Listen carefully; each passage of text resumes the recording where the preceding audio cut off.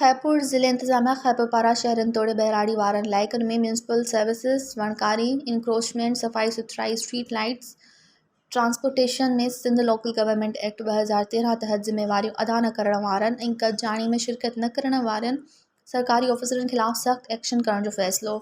लिखत वारी report secretary local government खे माणी वेंदी।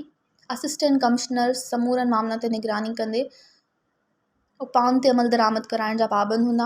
क़ौमनि जी तरक़ी में लोकल गवर्नमेंट जो वॾो अहम किरदारु हूंदो आहे। 90% अवाम जा मसइला हल करणु म्यूनिसिपल इंतज़ामिया ऐं पब्लिक हेल्थ सां लाॻापियल आहिनि, जंहिं ते हर सूरत में अमल कराए ॾेखारींदसि। गुज़िरियल क़दजाणी जे एजेंडा ते 100% अमल थींदो, अहिड़नि सख़्त हिदायतुनि जो इज़हार। Deputy commissioner Saifullah Abro DC office Khairpur जे दरबार हाल में म्यूनिसिपल सर्विसिज़ वणकारी इंक्रोचमेंट सफ़ाई सुथराई स्ट्रीट लाइट्स कचिरो वक़्त सां उछलाइण लाइ ट्रांसपोर्टेशन ऐं ॿिनि अहम मामलनि ते कोठायल क़दजाणी में कयो। DC खैपुर जो त लोकल गवर्नमेंट एक्ट 2013 समूरा ऑफिसर चङी रीति पढ़ी अमल दरामद लाइ ज़िम्मेवारियूं अदा कनि, ॿी सूरत में खेनि बख़्श न कयो वेंदो। मौक़ो हिकु भेरो मिलंदो आहे, फील्ड में कमु ॾिसण थो घुरां। क़दजाणी में local government town officer assistant commissioners administrators ऐं ॿिनि लाॻापियल खातनि जे ऑफिसरनि तोड़े अमलदारनि शिरकत कई।